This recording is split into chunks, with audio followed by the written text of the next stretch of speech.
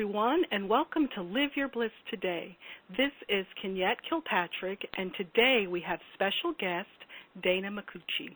Dana Micucci is an award-winning author, speaker, healer, and mentor, said to have a remarkable direct knowing that allows her to have a powerful connection and conversation with one's soul. She has enjoyed a decades-long career as a widely published journalist and author, writing about art, culture, travel, and spirituality. Her books include the spiritual travel memoirs, Sojourns of the Soul, One Woman's Journey Around the World and Into Her Truth, a Nautilus Book Award Gold winner, and her newest, The Third Muse, a metaphysical time travel mystery inspired by Renaissance ideals, the divine feminine teachings of the Magdalene Order, and the healing power of love, offering a blueprint for profound transformation. Dana provides a roadmap for others to approach their own spiritual path with clarity, focus, and passion. The main focus for books and events is transformation of the self at the deepest level. She inspires people to strip away all previously limiting beliefs and perceptions and step into their true essence and power. Dana's energy and her words, whether written or spoken, carry a healing vibration that have led many who have attended her presentations to experience deep shifts in consciousness and an expanded awareness and recognition of their soul's true mission. One of her greatest gifts is communicating authentically from her heart and her own spiritual guidance and relating to others in a warm, personal, down-to-earth way. On today's call, Dana will share powerful heart-based teachings and practices from some of the world's wisdom traditions, including Tibetan, Mayan, Shamanic, Egyptian, and mystical Christian, gleaned from her lifetime of travel to sacred sites that you can apply to your daily life. Embodying the wisdom of the heart allows you to harness the wisdom and power of the heart to improve your health, center your emotions, manifest your goals with ease, master your energy, increase your passion and joy, reconnect with your spiritual core, and become a healing force through your very presence. Please join me in welcoming to the call Dana Micucci. Hi, Dana. Hi, Kenyette. Thank you so much for that wonderful introduction. Well, thank you so much for being here with us today. Oh, it's a pleasure. I'm so happy you invited me to be on the call. Well, wonderful. Thank you. We are very happy to have you here.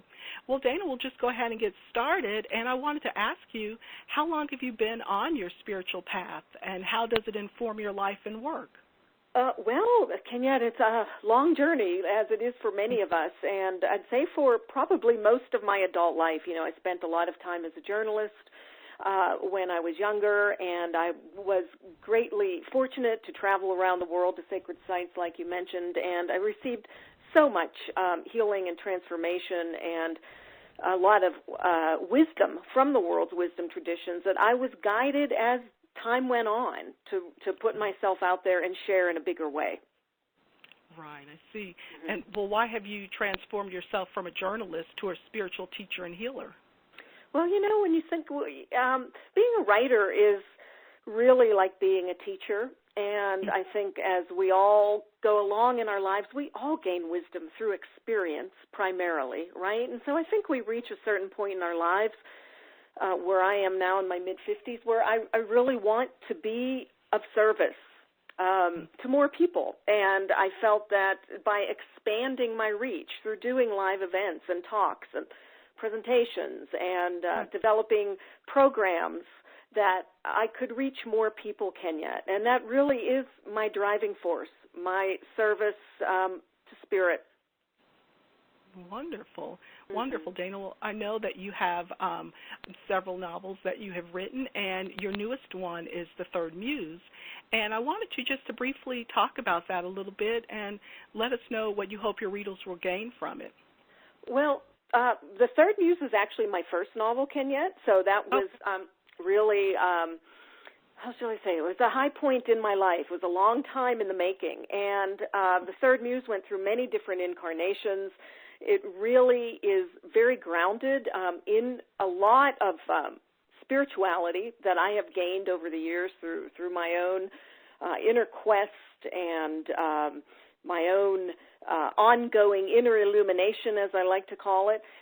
However, it is primarily focused, as you mentioned, on the divine feminine wisdom of the Magdalene order. And I did have some mystical experiences around the writing of this book, which actually began, I guess, over 20 years ago, if you can believe that. So it was a long labor. And I was very conscious in writing it that I wanted it to carry a healing vibration and pretty much, to sum it up, to really celebrate the power of love and the healing transformation that it is available to us when we live most fully in and through our hearts, which is the topic of tonight's call. Right. Well, why do you think you've been drawn to share and teach heart wisdom? I know that is a huge topic and one that's near and dear to you. What about that is what interests you about heart wisdom? Well, as a journalist for many years, I was sent out on writing assignments to write about the art and culture of many different sites around the world, many different civilizations and cultures. And I realized that, there was so much more happening to me at the time. And I often chose my assignments based on the sacred sites that I wanted to visit.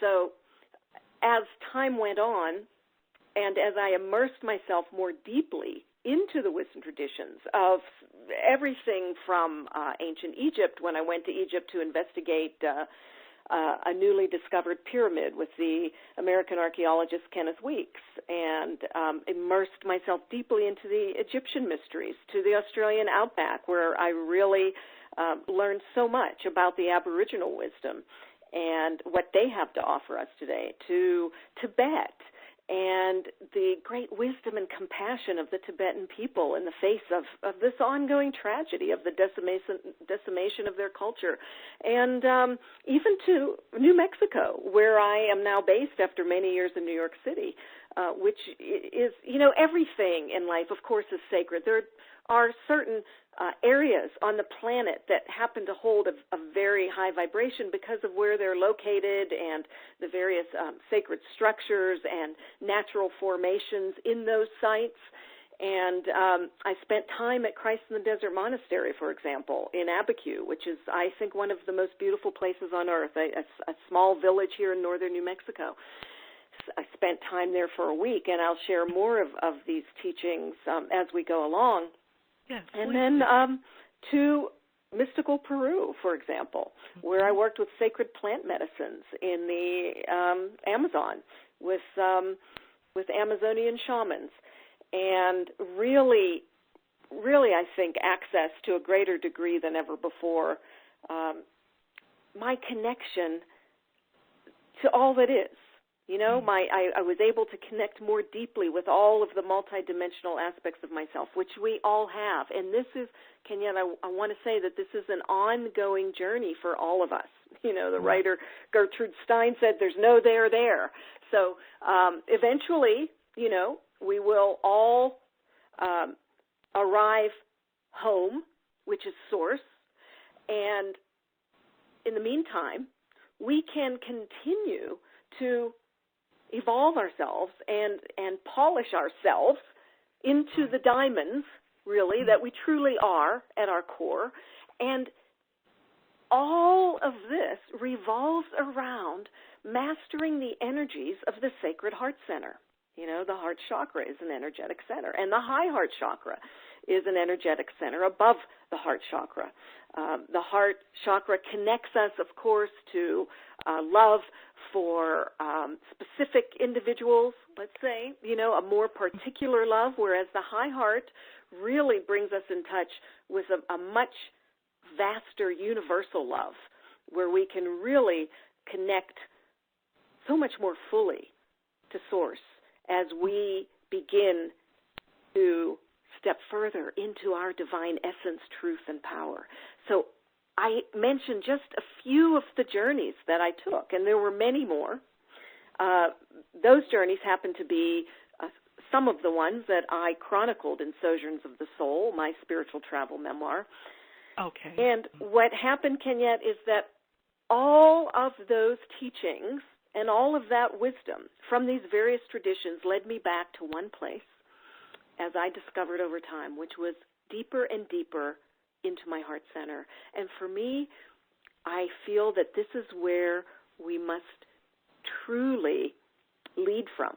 We must really now more than ever think with our hearts and feel with our hearts. And as I say, lead with our hearts so that we can be of service more effectively on this planet. There was one thing that you mentioned earlier, Dana, about how important each person is, and that's something that I have just been thinking about as well lately, just how important each person's journey is and each person is. And I try to remind the listeners about that, but so often you hear just the opposite of that. And so I just enjoy being able to discuss things that actually make you feel good about your life and what you're doing in your life. I wanted to ask you, though, can you give us a brief description? And we're going to go back to the sacred sites as well, because I wanted you to really go into the heart-based teaching. And we could actually do that, continue to do that now, but I also wanted you to kind of give the listeners a brief description of what is happening in the world today at a cellular level that may contradict what many of them are seeing in their everyday lives. Yes, at a cellular level, interesting choice of words there, Kenyette, which is important because we are now being called to truly embody our divine essence, as I mentioned earlier, to really refine our connection through our own I am presence, which is another way to describe one's higher self, in direct alignment with Source. And so as we see, the world is more unstable now than ever, right? And we wake up to very disturbing, traumatic news, and there's so much suffering on this earth plane, as this plane of duality. And we have all come here to master this duality experiment. And the way that we do that is, again, to continue to refine this unwavering connection in and through our, which begins at our heart center, with Source, with God, with the Creator, whatever the energy. What people have different words for it. And I say Source, it feels more all-encompassing to me. And so it is so true that everyone on this planet is a master of light in their own right. And I acknowledge everyone as such. The only difference that we may be noticing, and we see it, of course, as I said, playing out in this 3D duality of such instability now in the world, is that some people are simply remembering more quickly than others that they are these divine, what I call divine creator beings of infinite potential. And when we gather like this, in a sacred circle of light, as I like to call it, we light each other up at record speed through our attention, our presence, and the connection between our hearts. It's like we all become points of light on Indra's net, the Hindu myth of Indra, where there is light cast around the planet, right? In a spider web like net. And think about the internet. What an interesting metaphor that is connecting people at an even greater speed than ever before. So I would say that right now we are experiencing a time, despite what we are seeing around us, which can seem incredibly dark, we are also at the same time experience such massive influxes of light from the galactic center through various celestial events, which of course we have always had. However, as Mother Earth continues to raise her frequency and vibration, so do we. And these various events, whether it was, especially the month of March this year, a huge window of opportunity with the solar eclipse, the lunar eclipse, the equinox, all the way through Easter and the resurrection energies of Easter. I'm speaking on an energetic level which applies Kenyette, to the cellular level of our bodies. We are, all of us on this planet, now opening to receive more light. Those people who have chosen to do this disciplined inner work over time and are continuing to do it, to refine their connection with their spiritual core, they are moving at a greatly accelerated rate into their light bodies. And, you know, if I use the word ascension, I mean ascension in consciousness. It's a raising of our frequencies individually and also collectively. And as each of us continue to take responsibility for being a beacon of light to those around us, even in what appears to be the darkest of times, we greatly affect the light quotient of the collective. And we can raise the entire planet up into a higher vibration of love and peace and harmony and abundance for everyone. This is what has been called the fifth dimension. Now, when we as a planet will arrive there as a collective, nobody knows. But I know that there are a lot of individuals who are continuing to anchor this light and to really go deeply within. And it's really a wonderful time to use the spiritual tools you have even more frequently if you can.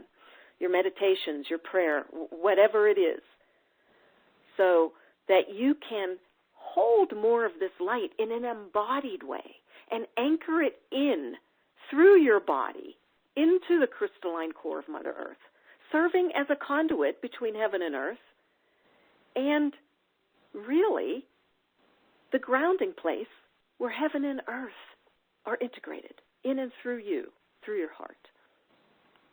Wonderful, wonderful. Well, I did want to get back to some of the heart-based teachings that you had mentioned earlier. And can you tell us, just kind of go into a little bit more detail about one or two and specifically? Sure, Kenyette. It's really, as I say, it's been such an ongoing journey, and so many of the teachings from these various wisdom traditions overlap and interweave. And I will say that one of my greatest lessons came when I stayed at Christ in the Desert Monastery in New Mexico. Now, my teachings exist outside of the realm of organized religion, although I acknowledge and respect its place. However, that is not my path. And so when I went to Christ in the Desert Monastery, I found it very curious in my 40s that I would have ended up there. And as it turned out, it was one of the most sublime experiences. What I learned there, Kenyette, is that we do not have to be in an either-or perception about anything, that we can embrace everything that shows up with equanimity and with what I call a crystalline neutrality. This crystalline neutrality does not judge. It does not create separation.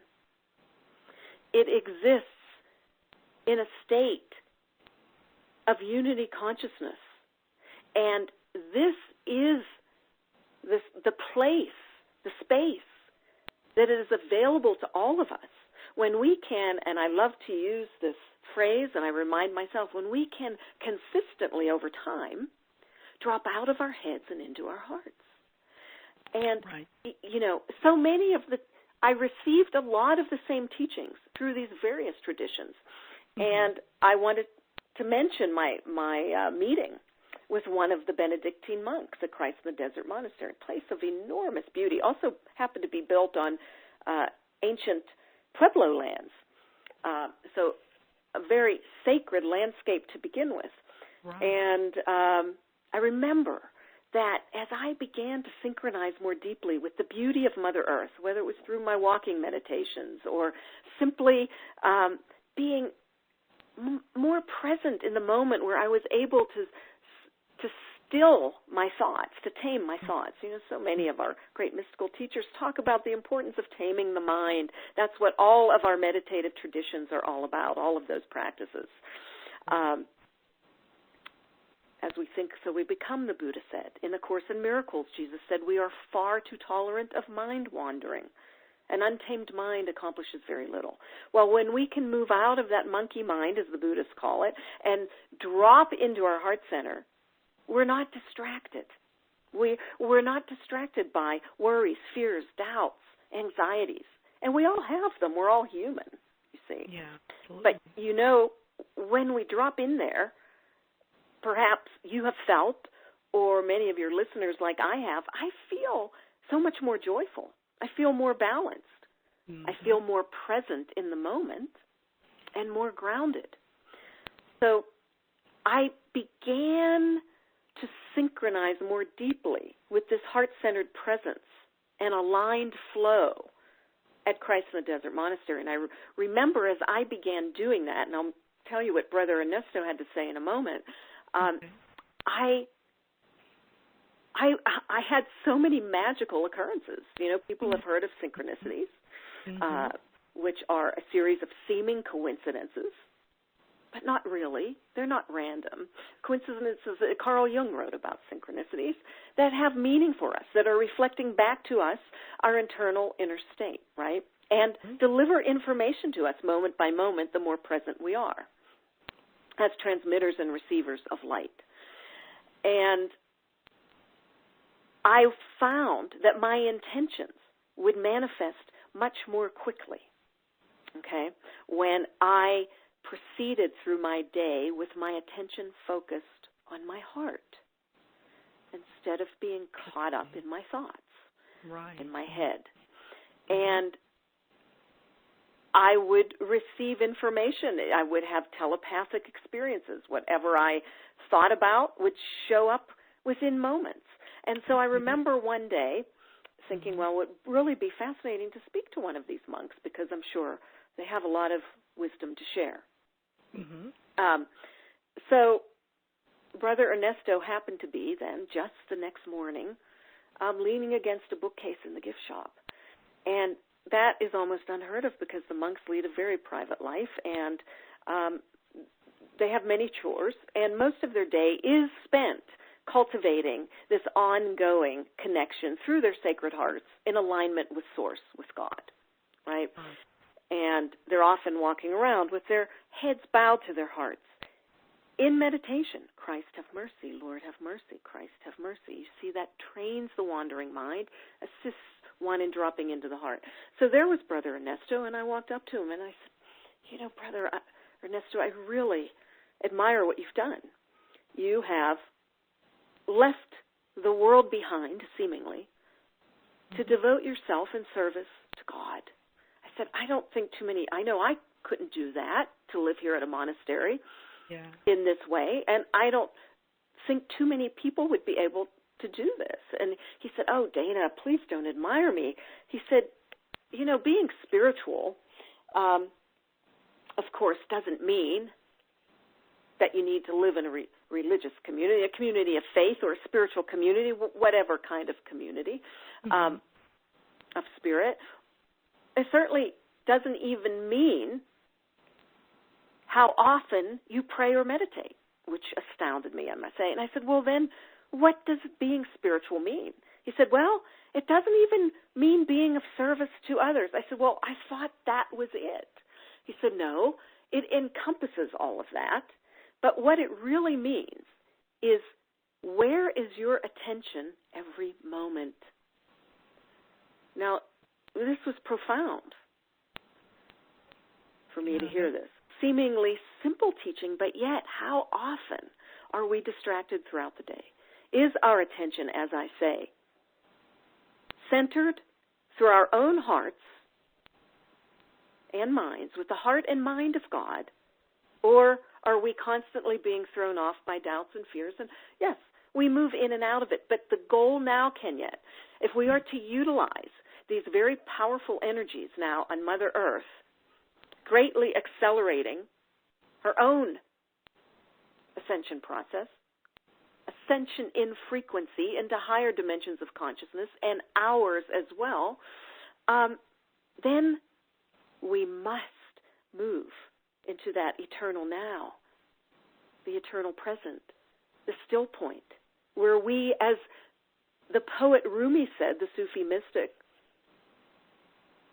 of the 13th century, we must step out of the circle of time and into the circle of love. And this love moves us beyond the either-or constructs, perceptions, and judgments, beyond separation, into, it really is a way of being, Kenyette. It's not even easy, really, to put words into how that feels and how that can greatly shift our lives. Right. A lot of what you are talking about, sometimes it really is hard to put into words. But I wanted to see if any of our callers might have, any of our listeners might have any questions for Dana. This is a live call. And, and Dana, the other question that I wanted to ask you next is, how do our thoughts play a role in our lives? Well, as I mentioned, a huge role, Kenyette, as I mentioned earlier. Yes, our mind is a great tool, okay? And we need to be able to use our mind, harness it in service to the heart. Right. And so many of the great mystics essentially have said what the Buddha said very concisely: as you think, so you become. And our powers of manifestation, of healing, of really stepping in to our divine purpose and mission have never been greater, because of what I said earlier, this divine dispensation of so many of these incredibly intensified celestial energies now on our planet, greatly intensified, really for the first time. Because we are all undergoing a massive awakening of humanity, the great shift of the ages that the mystics have always talked about. So the power of our thoughts plays a huge role in our ability to move forward on our path. The power of intention. You know, we send ripples throughout the quantum field with a single thought, with an intention. And there are so many books out there. You know, we have The Secret and Ask and It Is Given, and the Abraham teachings, and the film The Secret, which perhaps some of your listeners have watched. And this is all about harnessing the power of the mind. And what I would like to add, in service to the heart, because the heart center is where we can, as I say, move into that still point beyond separation and really experience that universal love, beyond particular love for our loved ones, that universal love for all that is. And this is the seat of our ongoing expansion of consciousness. It is the seat of the Christ consciousness, right? And so I say to people at my events and in my talks, you know, whatever is happening around you, all of the chaos of this world, you have the power in an instant to move into your center, to remain so supremely focused on your unwavering alignment with Source that you will greatly increase your light quotient and become even more of a healing force through your very presence for others. And this is what is needed now. It is, absolutely. Dana, I wanted to ask you, when you were in some of the sacred sites and you had experienced synchronicities, were there any particular meditations that you did at that time, or that you still do daily or weekly? And can you also explain how spoken commands help with intentions and aligning yourself with your divine purpose? Yes. In fact, yes, that's one of my favorite spiritual practices, Kenyette. I'll share a few of them. And I want to emphasize that the spiritual path, however you choose to express it, whatever spiritual tools you use, prayer, meditation, visualizations, whatever your tradition, Right. it really ultimately can be, and I believe through personal experience, should be a path of profound simplicity, a path of direct revelation, where there are no more intermediaries, no need for intermediaries, no need for you to look for answers anymore outside of your own heart, of your own I am presence or higher self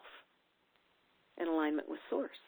And this is where we are now. This is the great opportunity. So I do have some, what I feel are simple meditations and commands, as you mentioned, that I like to use. And one of the things we need to keep in mind now, Kenyette, is to ground, make sure we are grounded very fully into Mother Earth, right?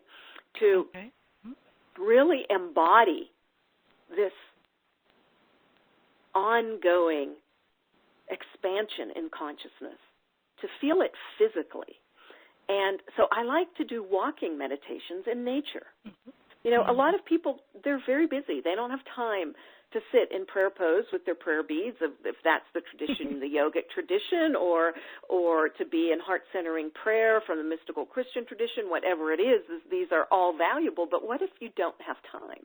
Well, perhaps take a walk. You know, you'll get some exercise at the same time. You'll be grounding into Mother Earth. And what I like to do, I live here in northern New Mexico, a place of great beauty, and I have mantras that I repeat to myself that assist me in moving out of the monkey mind of distraction, right? And bringing me deeper and deeper into that heart-centered awareness and aligned flow, which I call the magic zone, where everything is available to us. All the abundance, all the peace, all the love that we could ever require. If we can just keep reminding ourselves moment by moment, and this is one way I do it, and so some of my favorite mantras that move me out of distraction, out of my head, and help me to drop more deeply into my heart are these commands, and I will say them. If I'm alone in my home, I will say them out loud. I feel that they have great power, the power of the spoken word. You know, the word abracadabra, by the way, is an ancient Aramaic word for as I speak, so I create. The power of the spoken word to create one's reality. And of course, as you said earlier, that begins with the thought.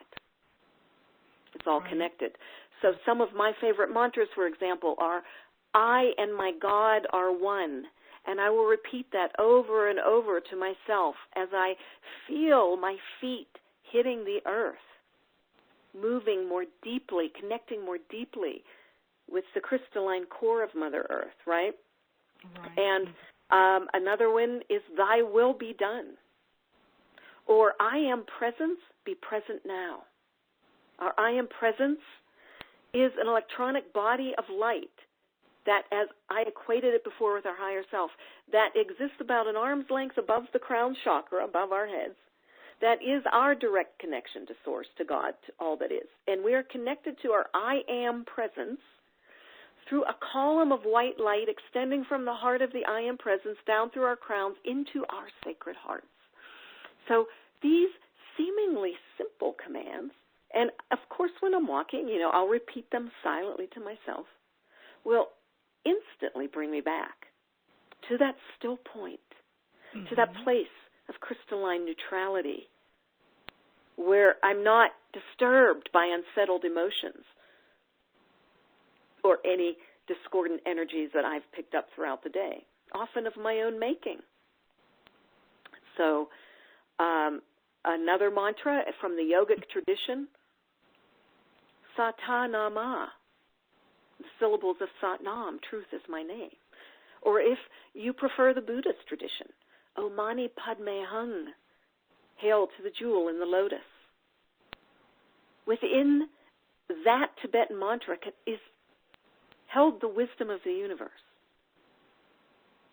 And it begins to become seemingly complex, and yet it's not.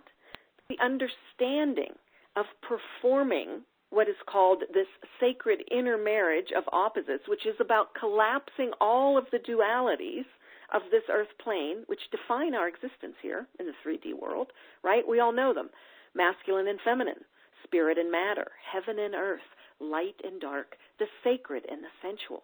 Right now, we exist in a time where we have so much wisdom at our fingertips. We are assisted by so many of these cosmic events as I described them, and the incredible light coming up from the core of Mother Earth, up through our feet, into our bodies. We are greatly assisted by all of this to collapse these dualities. And how do we do that? We remain fully present and focused in our hearts. And when we do that, the boundaries of separation begin to dissolve. Separation from ourselves, our own higher selves, from each other, and from Source or God. And this is our great mission now. And more people are really stepping up to the plate, feeling an urgency to step more fully into who they are, and they are becoming who they have always been. We all are becoming, remembering who we have always been, which I write in Sojourns of the Soul, which I believe are mystics, magicians, lovers, and ambassadors of the light. Well, Dana, you know, you've mentioned all of this about meditations, and you've given us some wonderful, wonderful mantras to say daily, and I definitely will start saying some of those as I walk. But I wanted to ask you, perhaps we can do a visualization right now, the Mayan ritual, guided visualization. This might be a good time to do that. Yes, Kenyette, I have to say, on my journeys, let me just say a few words about Tibet and also the Mayan culture, because they are intimately related. On these two sacred journeys, I really was given this profound wisdom in a cellular sense, right, where I felt it to be so true in my body, way beyond the confines of the mind and the intellect, and in my heart, that there is no separation. You know, when I witnessed the contemporary tragedy in Tibet and saw, as I said earlier, how their culture is being systematically destroyed, I also saw the Tibetans holding this incredible field of love and compassion, remaining so firmly anchored in their hearts, right? Where in their tradition and in many other traditions, it is said that anger is never justified. And I found myself in this situation actually becoming angry at, well, I had a group of people to direct it to, the Chinese, which was wrong.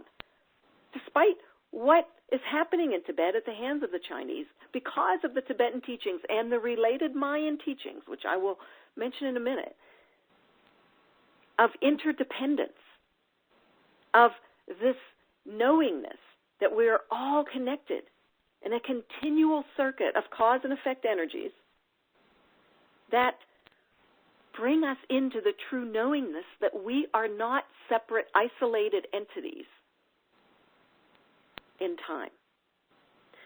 And quantum physics is proving the same thing. Quantum physics has shown that nothing exists unless the consciousness of an observer has observed it. So the Maya also have a wonderful mantra called In Lakesh Alakain, I am you, you are me, which in their own way, just as the Tibetan teachings and quantum physics and so many other teachings from the world's wisdom traditions show us that there is no distinction between subject and object, ultimately. That I am you and you are me. And if that is true, then ultimately there is nobody else out there. And so the Maya really were able to master this state of being, of unity consciousness, right, by like so many other mystery school initiates and mystical adepts, by mastering the energies of their 7 main energy centers, the chakras, which we know from the yogic tradition. They had a different word for it in the Mayan and Egyptian and other traditions. And they knew that in order to master these 7 main centers, they would not be able to move further in their consciousness, further expand their light quotient, until they really got the energies of the heart, until they really mastered this center above all. And so they have that beautiful teaching in Lakesh Alakain, and I would like to, based on my experience in the Yucatan with the Mayan elder Hunbatsmen, who taught us this meditation and asked us to share it with the world, I would like to share it now with your listeners. And if I could now please bring us into a very grounded connection with Mother Earth, taking a few deep breaths in and out through your heart center, dropping out of your mind and into your heart. And now travel with me to the Yucatan Peninsula of Mexico, the seat of the Mayan culture and the sacred Mayan temples of light that have existed there for centuries. And let's all go together to the site of Chichen Itza, the great pyramid devoted to Kukulkan, Kukulkan, the feathered serpent being, who was able to collapse all these dualities, to unite heaven and earth within itself. The feathers being the metaphor for the bird being so close to heaven and the serpent being so close to earth. This is our mission, like the ancient Maya, to become walking creator gods of infinite potential, to become Kukulkan, as the Mayan initiates and adepts strive to be. And so let's all now join in a circle of light before the beautiful pyramid of Chichen Itza, devoted to Kukulkan. The pyramid being a receiver and transmitter of cosmic and earthly energies.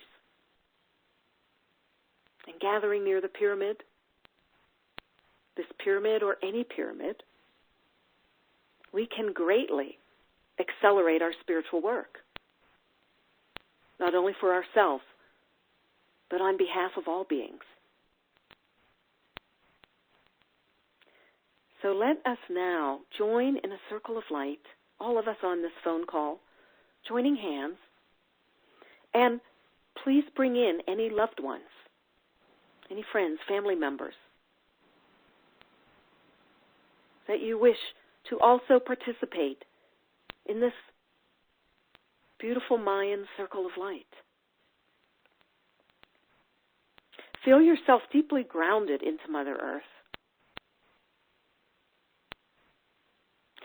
And now I will begin the sacred Mayan ritual in Lakesh Alakain. As I turn to you, Kenyette, as you stand at my left and look deeply into your eyes, as the others look on, perhaps looking deeply into each other's eyes in a way that we have not done before with any other being in our rushed, hurried daily lives. And I will say softly to you, connecting my heart with yours, in Lakesh, I am you. And you repeat back to me, connecting deeply with my heart, Alakain. You are me. In Lakesh, Alakain. I am you. You are me. I am another yourself. I hurt you. I hurt me. And then we remain silent, filled with this divine love now circuiting through us, through our heart centers and our entire bodies. As we move beyond the separation of self and other, and then you can yet turn to your left, to the next person in our sacred circle, whoever that may be. As we all watch, and you say, looking deeply into this individual's eyes, and he or she looking deeply into yours, you say, in Lakesh, pausing for a moment to feel the full force of those words. They are not just any words. They hold a sacred vibration beyond space and time, bringing you into the eternal now of the present moment, anchored so fully and deeply in your heart. The person to your left repeats back to you, Allah Kane, you are me. And now, let us continue in this way around the circle, watching each and every pair of beings, one by one, repeating the sacred Mayan mantra to each other, heart to heart, gazing deeply into each other's eyes. In Lakesh, Allah Kane.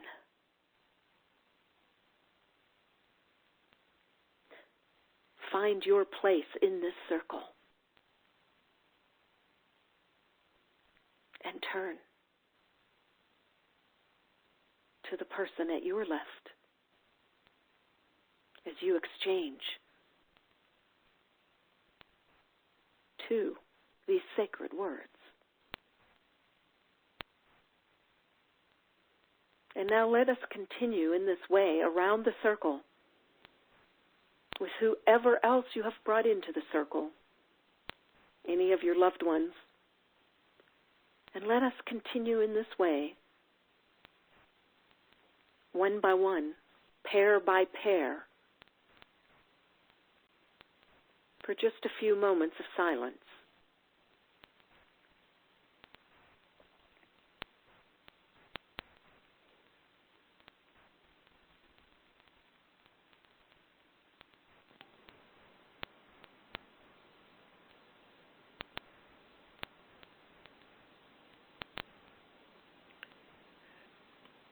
Dana, that is beautiful. Thank you so much for sharing that with us.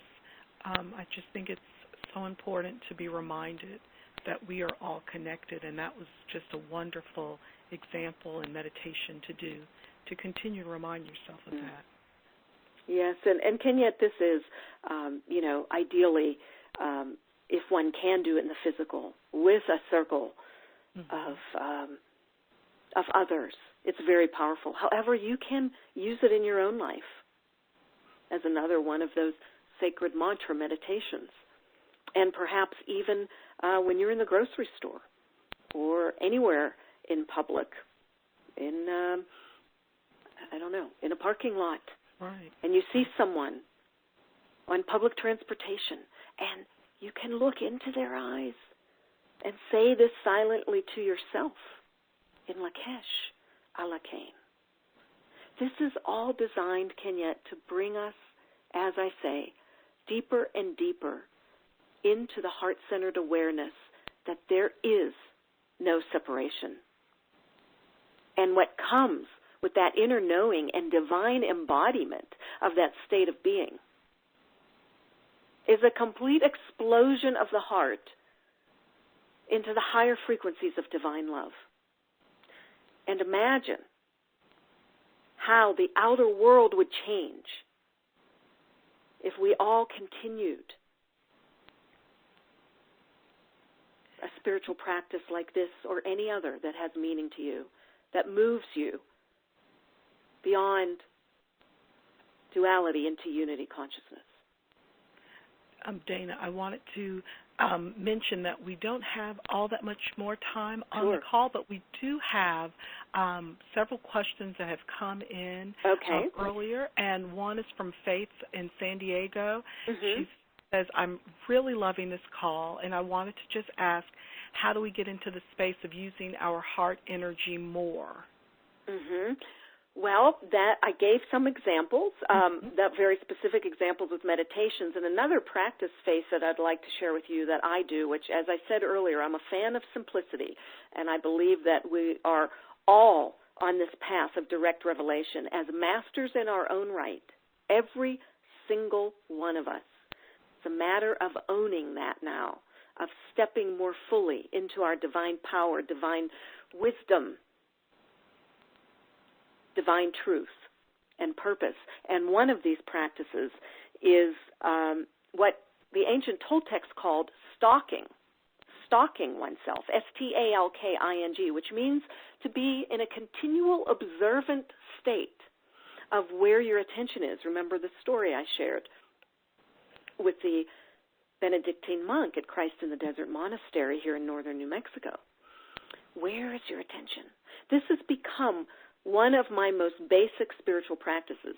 Now, it's seemingly a lot of work. However, I don't even like the word work, because eventually we want to move into a place where this becomes as natural as breathing. So it's simply a matter of training ourselves to observe where our attention is in every moment. What are our thoughts? What emotions are we feeling? How are they throwing us off center? We want to ultimately end the trance, transcend the molecules of emotion that keep us moving from one extreme to the other, as opposed to being in the still point of that pendulum. What actions are we performing that are not aligned in and through our heart center and with the heart and mind of God? And so if you could just practice that continual state of observing and witnessing the self over time, you will find eventually that you begin to entrain your attention to be so focused fully in and through your heart. And you will begin to notice eventually dramatic shifts in your external circumstances. We had one more question as well that I wanted to just address on the call, and this is from Jenny in Tulsa. She's asked, can Dana talk a little more about the female mystique and how women's roles play an influence on Mother Earth? Thanks. Oh, yes. Well, that's very important, and there's so much to share, Kenyette. I'm sure. Yes, the divine feminine energies, as perhaps many of you have felt, have really, how shall I say, have really anchored itself, the divine feminine, on this planet in a big way now, through really a lot of the goddess archetypes, in particular Mary Magdalene, who, taking her outside of the confines of organized religion as a mystic and a teacher and a healing, who I believe was the divine feminine counterpart and mystical equal to Yeshua, to Jesus. For example, to cite two great mystics of the ages. There are many more from many other traditions. Many women are tuning in to her energies as the fully self-actualized woman who has moved into that non-dual state of unity consciousness. And many masters well, as I said, everyone is a master, but many of the people now on this planet who are waking up to their self-mastery are women, Kenyette. And many, many women are here now and have reincarnated, if you believe in reincarnation, as I do, reincarnated on this planet at this time to anchor the divine feminine energies to redress the imbalance, which, as we know, has been held by the patriarchy for many millennia. And so this is all part of that sacred intermarriage that I was talking about being able to integrate all these dualities, right, ultimately so that we can eventually, within our heart centers, so that we can eventually transcend them into a state of unity consciousness. And the divine feminine energy is playing a huge role in bringing us back into balance and healing the split in our psyches and consciousness. Well, Dana, I know that that this can go a lot deeper and a lot further. And for those listeners who are interested in learning more from Dana and learning more about the subject matter, I have asked her to create a special offer for everyone who's listening to the call who would like to go deeper into this work with her. And I would encourage you to go to Dana's special offer page right now. You can either simply click on the special offer button if you are on the webcast, or if you are listening by phone, you can visit the website www.liveyourbliss.com/Dana-Micucci.html, and that's www.liveyourbliss.com/DANA-MICUCCI.html. And Dana, can you share what's on this in the special offer? I know you have two special offers that you have, two packages in this special offer. Yes, Kenyette, I'd be happy to. So at the request of one of my healing clients, I also do healing work and private sessions with people, and there's more information about the healings that I offer on my website. This is a course. It is actually an online audio course called Awakening the Mystic Within, a course in self-mastery for higher living, which one of my healing clients inspired me to design. And she said, I want to have all of the wisdom of the ages, the esoteric wisdom of the ages, all in one place.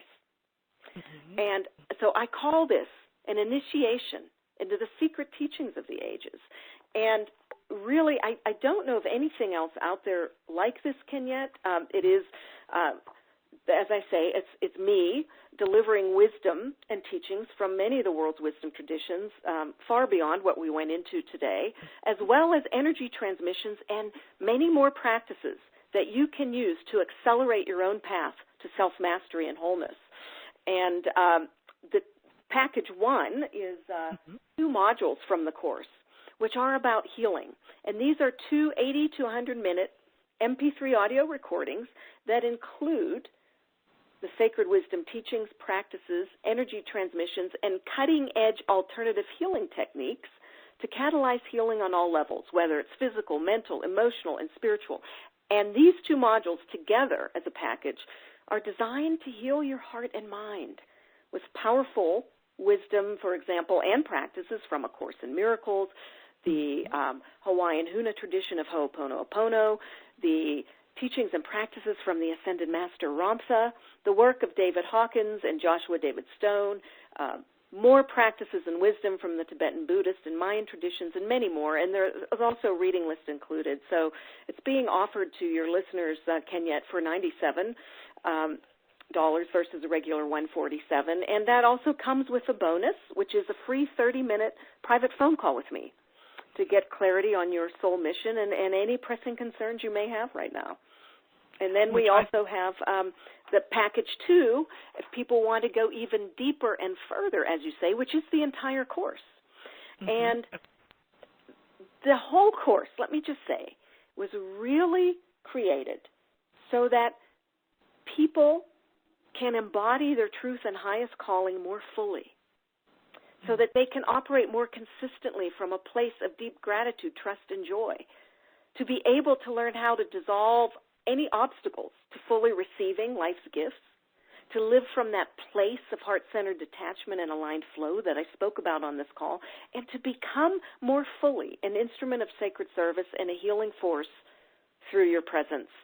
And so these 12 modules include, as I say, the wisdom teachings, transformational practices, energy transmissions on topics ranging on everything from ancient civilizations, Atlantis and Lemuria, the Egyptian mysteries, where I take you on a guided journey through Egypt's temples of light based on my own on-site experience, for deep transformation that will raise your frequency. There is a module on alchemy, on the Essene way of life. The Essenes were the community of desert mystics who nurtured Jesus and Mary Magdalene, and they were great healers and have much to teach us today. There is a module on the Holy Grail and Christ consciousness, the 2 modules on healing. There is another module on Ascended Master teachings, Eastern mysticism and indigenous wisdom, and then there are reading lists included with each of these 12 80 to 120-minute MP3 audio recordings. You can do it in your own time. That's the beauty of it. It's easily accessible. You have access to it always. It's always in your library.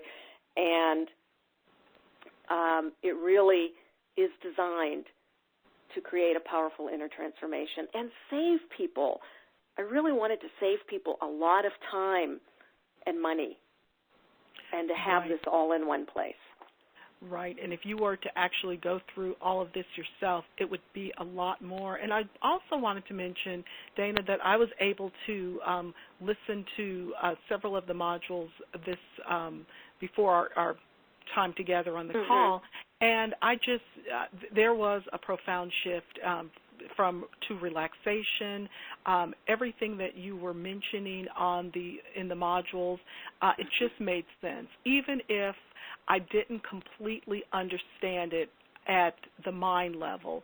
I felt like it made sense, and it felt right, and I connected with it wonderfully. And I think that you do an excellent job of not only bringing out these really intense concepts and harder concepts and make them so easy to understand, but then you can also apply them to your own life. And I just feel just a deep sense of calm after listening to just the first one that I heard, and was excited to listen to the others. So I would like to also just share a few of the things that some of your students have mentioned. One of them said, Awakening the Mystic Within is a profound course that weaves and reveals the ancient esoteric truths of many traditions. Dana is a wonderful teacher. Her life passion for the spiritual truths, travels to sacred places and personal practices, shows her amazing depth as a teacher and mentor.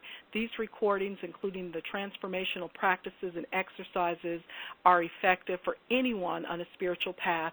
Dana is a delight to listen to, and that was Cindy in Denver. And then another I saw here, for me it was about more than the content of this excellent course.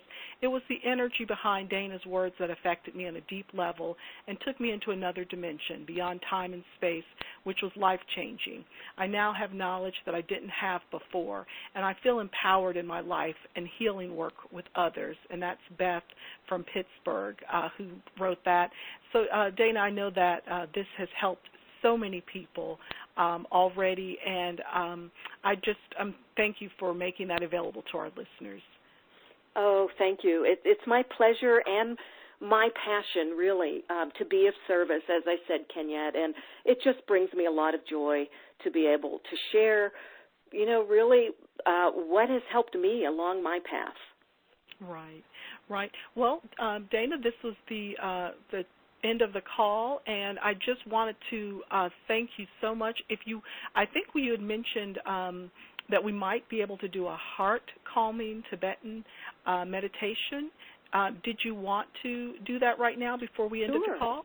Yes, okay, I'd love to share that with your listeners. I mentioned a little bit about the Tibetan tradition, and this is, again, a simple yet profound practice.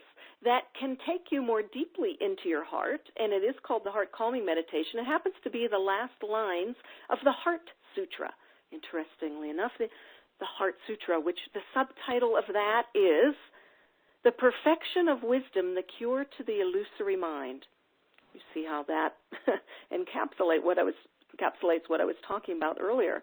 Now, the Heart Sutra, it's a long teaching / prayer that Buddhists all over the world say perhaps a few times a day, and particularly once a day, those devout Buddhists, and they like to do it in their temples, but they also do it in their daily lives.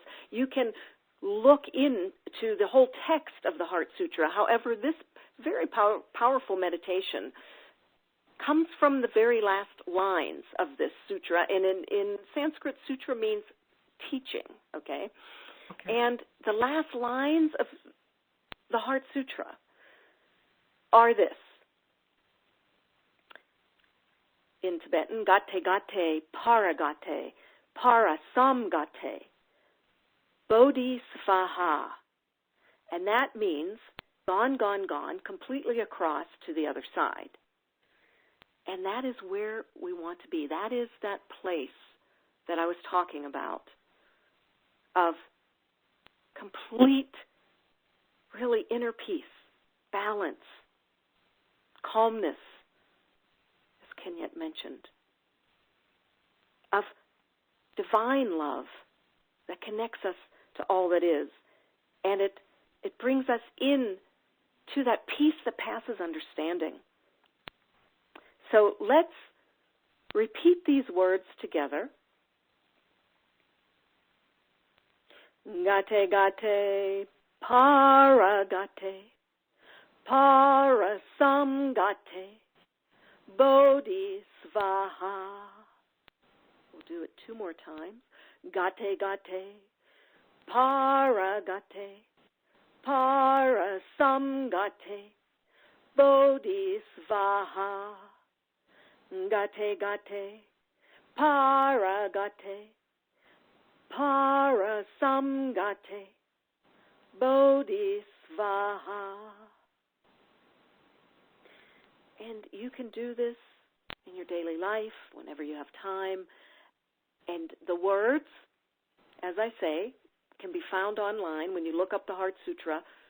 This particular heart-calming prayer consists of the last lines of the Buddhist Heart Sutra. And if you do this over time, we didn't have much time tonight, even try to do it 9 times.